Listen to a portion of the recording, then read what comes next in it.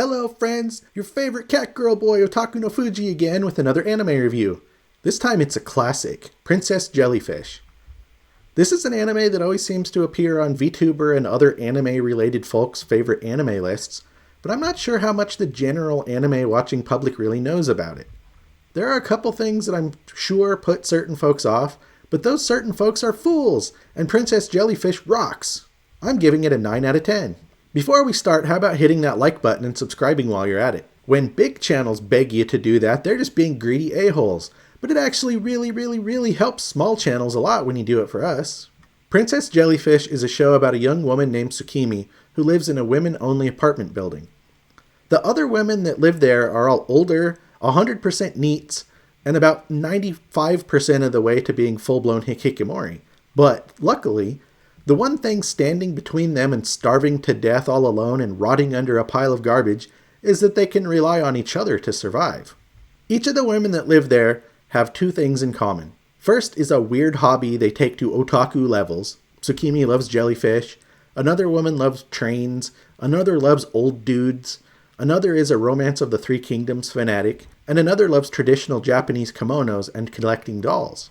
And the other thing they have in common is a resentment and even fear of stylish and attractive people, and a fear of men in general, which makes venturing out into the real world a huge problem for them. As I mentioned, they're all borderline hikikomori, who have basically given up on having a normal life, and are satisfied with living in their cozy apartment building, where everyone else just leaves them alone, and they can totally neglect their appearance and blissfully indulge in their weird otaku hobbies.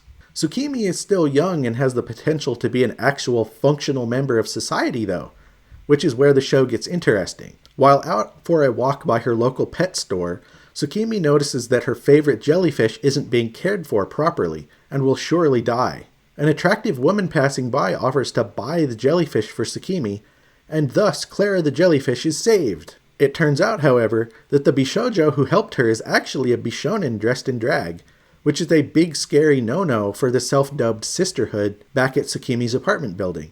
Keeping cross-dressing Kuranosuke's identity a secret from the other women plays a major role in the show. Kuranosuke takes an interest in the group and wants to help them back away from the hikikomori cliff, but they don't like him because he's a so-called stylish, besides the fact that he's a guy but they don't know that, who's their mortal enemy. Those old hags suck though, and never really clean up no matter how hard Kuranosuke tries.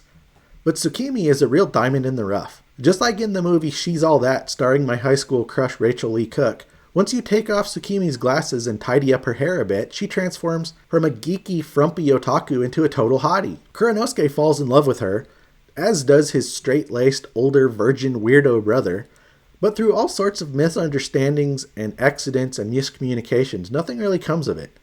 At least not in the anime. The manga kept the story going much longer, but I don't read manga, so blah blah blah blah, I can't hear you. Then drama strikes! The apartment building is going to be snatched up by a real estate developer, so the group has to figure out a way to save it. The plan they ultimately come up with is to combine Tsukimi's love of jellyfish with Kuranosuke's impeccable fashion sense to come up with high-class jellyfish-themed dresses that will take the fashion world by storm. And it's all freaking awesome! Mostly. The other women are lost causes that make you cringe, but you can't help but fall in love with Tsukimi. Her English VA is Maxie Whitehead, best known as Alphonse from Full Metal Alchemist Brotherhood, where she co-starred alongside the great Hatsune Miku, who played Edward. And she's perfect here. Yeah, that's right. At least part of the reason why I wanted to do this review at all was to make that one reference, because in this house we kick Vic.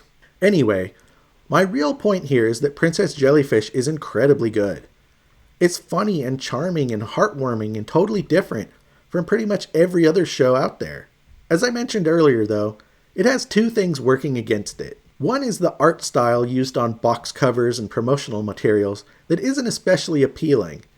It makes it look like a super duper shoujo show aimed at girls, which it absolutely totally is, but they didn't have to lean into it so hard that it scares dudes away. Everybody can and should enjoy the show. The other potential problem with the show is Kuranosuke being a crossdresser. Some people will see that and immediately run away because they're immature babies who are scared of anything different that doesn't slot into their narrow worldview. Don't be an immature baby. Love people for who they are. And you should definitely watch and love Princess Jellyfish. I'm a sucker for slice of life and comedy and romance anime, and Princess Jellyfish ticks all of those boxes, all while doing it in a totally unique way. It's a Funimation show, so stream it wherever the hell Funimation stuff is this week. Thanks a lot for watching. Doing these anime reviews is a ton of fun for me, so I'm going to keep cranking them out with plenty of other content as well. Please like and subscribe, and I'll keep on keeping on.